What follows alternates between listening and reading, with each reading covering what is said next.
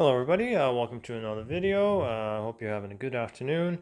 Today's video is going to be featuring these two new tools. Thanks to my mother who came back from Japan. I was able to attain these new items from my purchase through Factory Gear. Starting off with this DEENJ flashlight, just a cob LED flashlight, nothing fancy, nothing crazy, just this is a Type-C rechargeable. Yeah, nothing much to that one. And moving on to centerpiece item here, we got roto head ratchet, and this may look like perhaps something typical of Taiwanese made roto head ratchet, but this one is actually from KTC. So this is actually a fairly new release from them. They have a standard length, which is this one, and they also have one which is maybe a few inches longer. So back in December, there was a video which was released by Factory Gear's own YouTube channel, and that kind of sparked a conversation among some Instagram buddies, and we questioned whether this was actually made in Japan or not, for the simple fact that it kind of resembled some items coming from Taiwan as far as a roto head ratchet. But those rumors have been quashed. This indeed, according to my trusted source from Japan, this is indeed manufactured by KTC from start to finish. In a typical KTC standard finish, which is to say that it's not a mirror like highly polished looking surface, which you expect from Nepros, which is their flagship brand. So it may not come across in the video, but if you listen to that, there is definitely some tooling marks. So if you're expecting something like Nepros, this is not it. This is more or less a typical finish for KTC tools. So just a little info for you guys. Form factor is great. I think it's a good looking ratchet. I think KTC is the first in Japan to make a roto head ratchet, so that is something I shouldn't say remarkable, but they are the first in Japan. It is a 72 tooth mechanism. This is 3/8 drive, non-quick release.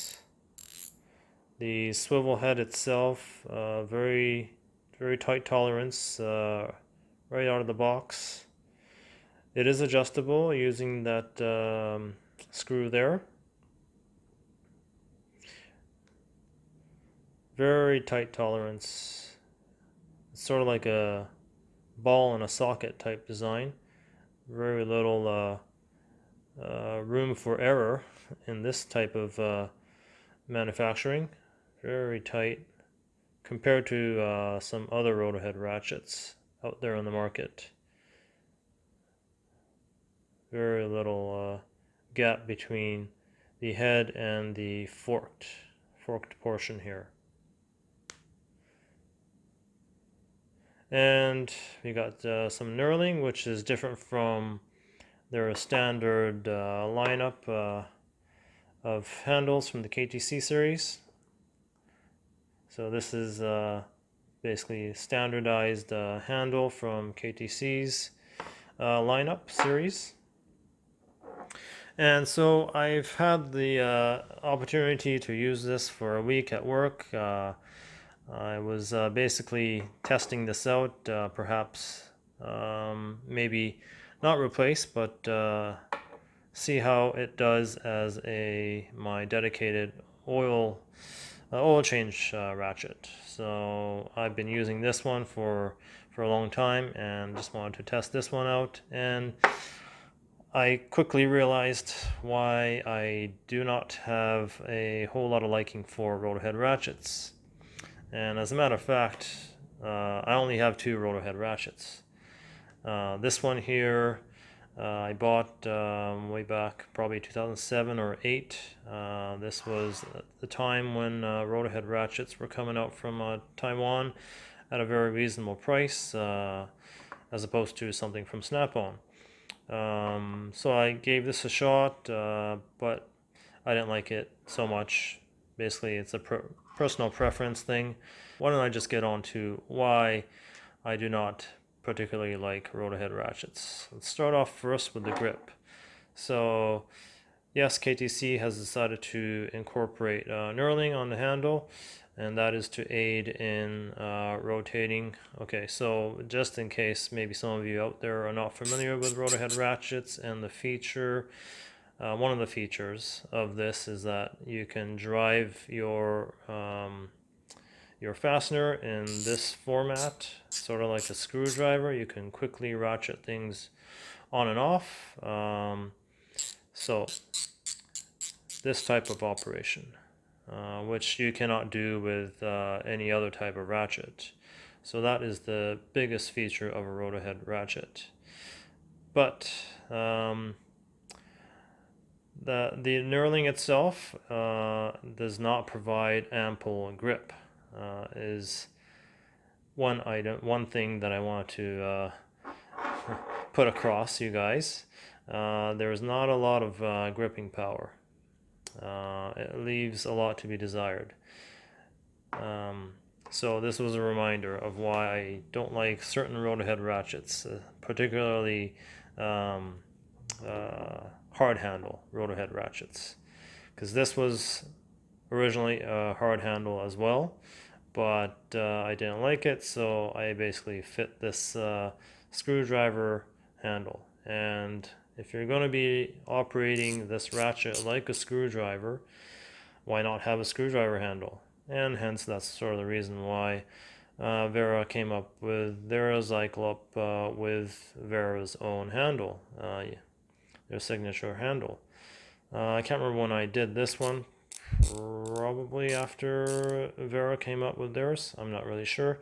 But yeah, this makes a lot more sense, way more gripping power. That's the way to do it. This, on the other hand, where it tapers down to this rather small surface area, if you're using it like a regular ratchet and you got to really apply a lot of pressure on it, that becomes a really small pressure point against your palm, so not the most comfortable design. Way better to have a more blunt, rounded end, sort of like this Coke and Zeal here, a lot more comfortable in usage. And next thing is the reversing mechanism or lever. With this KTC one, I find the reversing to be very hard to do with one finger. Don't even waste your time with doing that. You got to use 2 fingers to make that switch. Partly perhaps due to the spring tension in there. Let's compare that to this one here. I can perform that action with one finger, but that could be because I did modify the spring, internal spring of this, the heart-shaped spring, to make it a lighter back drag mechanism, so that could be the reason why. But it also is because of the overall shape. Got a much better surface area, purchase area for that finger to rest in that groove compared to the KTC one, which is rather low profile. So that makes for a rather clumsy, cumbersome operation for doing that directional change. So yeah, those two things so